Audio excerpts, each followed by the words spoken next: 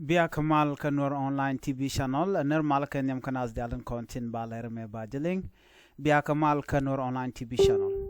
mi jiram jadida kan konure ler kaman bana linga jen gwasame gore jen o jender subscribe kanur online TV channel ko de ler tin kontilat ka gwasame de kan chamala shukji gwasa dan en paikalarish Rajan bana linga jen gwasame kriktin content wore which ka South Sudan ka jen kor shangdara me keliu dia waje riune ta wan ngai kuma dan le rode en go ngum shoda lat to gona tiang chumen wale juba tere re kamedit shit kama ngai kona kala ta bu kon kalinga jan gwasame ka to goro de randa kaling katin kon tilat karodian gwaye goro no bi notification bell budget wan ka bi subscribe ko bi kan chama shuko jimun pai kala rech kala titine kene diala kon link le gwasame ken yam kan kono gatin kono bu kon kalat gwasante dr yagma chatin ja gwasandien a gwadien te tin tama kajen gwasame chirimeshi angane ti angano chukurche togre wich ke juba kuuna let gwaze cha kuma swele mayo cha jamaktin akirma yadit ano cha jangaje no chukur mo cha ditelong nitiang amene mo cha ka joch kane de konti la de nikirma yadit ala SSPDF kel ke Uganda kendi al cha ga joch ka cha ga joch ne ka luri chwa luru ba chwa nyok mo waje kem nyok jech swele mayo Shangaje no kejen gwasame mende na artike jen tama ko chawangaje no shakwa kurundwor kan konore na maka gore jen wo mi jira mutaka ngai ka gwada dana ti Dr. Rengma chatin dere lar gwasamo ko gwada ante tin kwai ke jene tin wanti kan long antama shuman winmon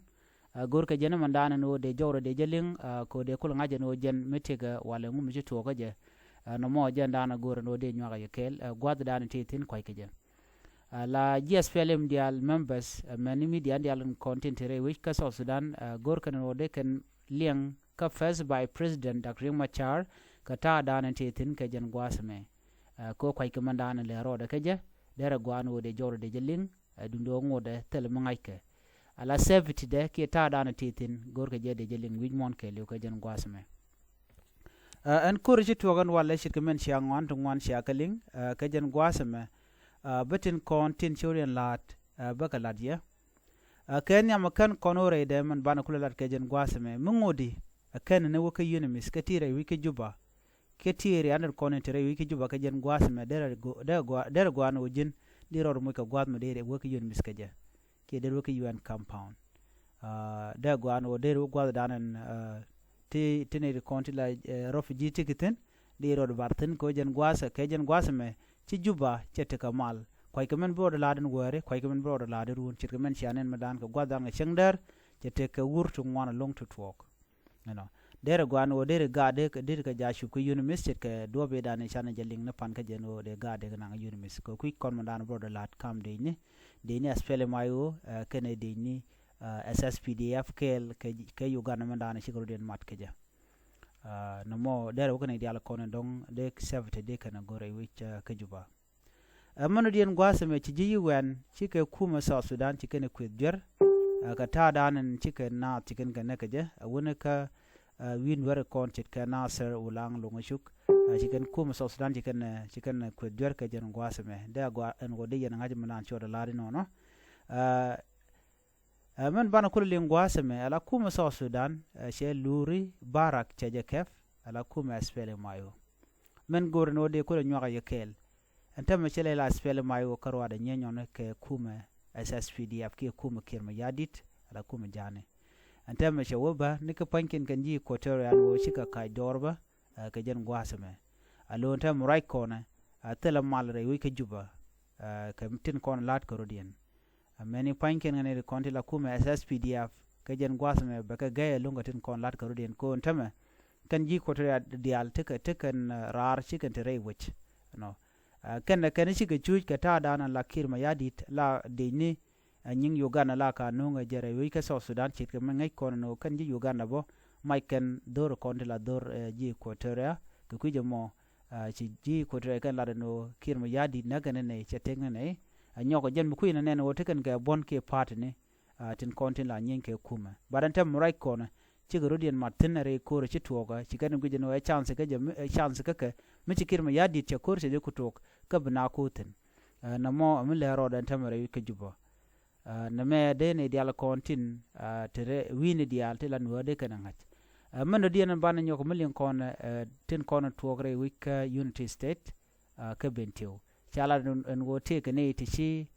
rodien go bare kuma ka kirma yadit ti ci ka kuma Dr. Yang Machaten alo ci rodien mat kuma ayo kene de to lat kenen go chide guano de ne warde ne kana ka ko konware so ci ka ben kujana te aswele mayo ten cit ka menga yena kirma yadi naga ne ware cenang ne ideal baran tama ci ne de kontila ji ko to ci rodien maten ko e kana ngaje no kirma yadi tele development ke siang mala me beleno kon male dane chata njen yaramo ka gorko be bul mel be je kula lat kwara ki bala president anamo mititin melada point de kirma yadit men kuna la dier ke jene ata dana che kuma spele mayo che jike che ga yen ke je che mo ngayen no kwer petroleum no pot kang nguda kanalun nguda reti jen kana ne ti jendangro ko kien tongwan ngud ka reti jen an go dan tek tin ba kwai ke je status den ke ta dan teken ke je reti jen kana kon ngaje no tekedi anyok en Dr. Yang Machar dan kule la kwer spele mayo ba ngo dan ti tin ba kwai ke je jen mo ko tile no ngono Dr. Yang Machar jane gor ke jen o jen dera wida ja address ke dera right de ta dan te teka ke je de je kula ngach ameni de kontila ji wen bo shurkan no de gwa dan te tin de je ngach ko ntama cikirmu yadi chamal che jelok an wo bebere wi ka so Sudan namo mugoro ba je linga gwa ka do badanan len ngaru den ke je anyok man ban ngai ke jen gwa seme cha ta dan te Uganda force te ge jere wi ke juba cha je kondemba cha la de wo jen en Uganda jen wo je dan en yer so Sudan jaka so Sudan ko betere kori ko be kwak so Sudan be kula nanga wede chit ka melet kana montema ken cha ka kokke billion dollar kuma kirma yadit ke kirma yadit poinde kana general leka ko bi Uganda be kirba jagang kon kir poinde ne kan che man pan ken chigaro den linga jen gwasame ajen mu gorga jen o anaran che bialar no ne di nyinte jang kana nware ne me che o ka politik gurno on kum poinde ba yigare je ke jen gwasame ne ba yigar ni ka gere ka kuje mo dara gwa en wodi yente ngai ka mana le roda ka ken konin tin be nyoda je gwa no kum so Sudan ba yikte ka roido dien ke ba mudo dien ba jelin ko kan mala dial chi ku nyan ka nyan kan ka kirma yadit ko kir je Ramadan ku kwal gunye poinde eno dara mal dara jeno ko jente ka power ka jente ka long duno men che nyot te gunje no chebi jen wi kwam ke tele election no balat ke kwingwene ko Ramadan de ko kule nyenche ke kuma swele mayo la Dr. Yang Machar tere wi ke juba en poinde Yang Machar ba te pinde kir ajen gangamo mugor jen wo ne Yang Machar ba de jen nak bani re wi ke juba dundo te madal kir mi yadit ko Yang Machar mu te ke juba mo te ke tet dung kir mi yadit te ke tet jiwen kene de content mal pindien kene de content te ke tedien so na mo ajen jangna ko bacina de dir bako gwada danante Dr. Yang Machar tan ga jen gwasme duno mi ci korche wo woni am ci kama ngai kona ko en kuma mela kuma Uganda ko kene de content cha jur da ngwang no bikari bikana ladba bana mo ngoda ba mo kan ngaji jen ko ala gorno de Dr. Yang Machar dera nation dera ja address derin kon lat ko den dera kalat kada ta dana no point de pole wala ngumu to ka je der jala na no gor ka liengde anyong mon biya ngach chigemen shalinga no cha ne de konti la jimal ka kan jimal kontin la jiwan cha ka nangre wich ka juba ke witen ko ken la jimal ka ne de konti la ji Ethiopia ne de cha nge jiwan ko bi ken mal bi ken no ne me cha ngaje no korbo to ko kir choro yaleka tenen kono kan dial no te e chikirma yadit che wujuma mak kirma yadit che western equatorial che jamak kirm yadi tana joy ke Western Bargazal kirm yadi tana joy ke Greater Penal State no mo ke liu chaja ngaje no bokor boto jene nen yen kuma UN charodo watch re wi ka juba anyoko kora chimbas dung Germany charodo watch ko chikana ngaje no ramma me chaja bulon ka milwe ke je ajene chane no chi ken embassy te chorien woch ala embassy dung Germany embassy medita long ngai ken mandana to ko ken te ke intelligence ke te ga security ka te ngai ka bana le roda chi ken won ngi ken to but kume median pinda chi na raja long lien la raja mishi jen biya dorun biya gag biya chujien ko ba ko ngaje no te gring muto ko mi ken lat ken je dong de ga yan mi ga la ro te kormi be chukan yulare no cha muktab ne ga kan Germany ramu gor passport ba yugo Uganda be passport ba jo gor ga Uganda mi nyu dode ere wi ka South Sudan te ka kor ajen shane na tiang me chi kuma SSPDF kel kan je Uganda chi kan de aspele mayo chi kan mak ajen dana le rodan tama ne dial konti la politician ere wi ka South Sudan ke jen gwas me bitken ko kan tele ka dich ke chi kan dier kan ne de konti tere wi ka South Sudan ke Juba anu ngume de to ka ko ken peken kamandana be kaka tera moroj ne dial tina dwal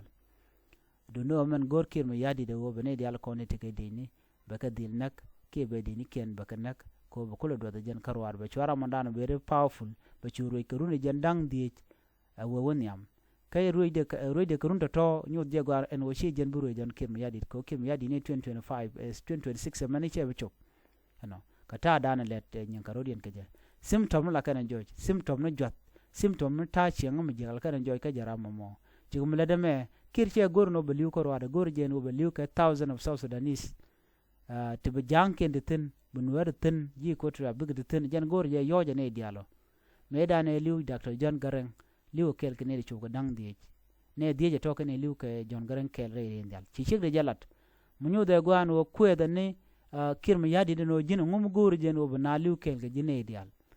gor je bune dial thousand of people bug liu kel ke je en kirma yadi de kan liu so na mo chagu je no kirma yadi aram kel mishalam shi nang re wi ka South Sudan ke South Sudan chamal che binon ka je jen menen yena tama te ter te gaten kam nuore kana jang mitem lat ka bala de no kuma swele mayo dung nuore kuma SSPD abe dung jana ka she jan loda pada diality let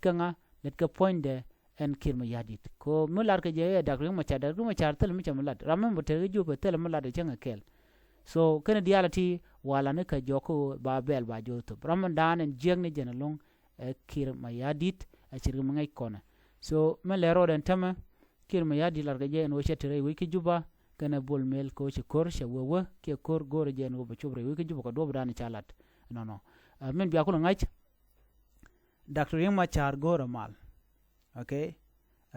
should ne siang la no gore yun 54 salas kelet but tikir che no kir point la de gwano tel mi shala mal na gen rudun ko biya roch la all the time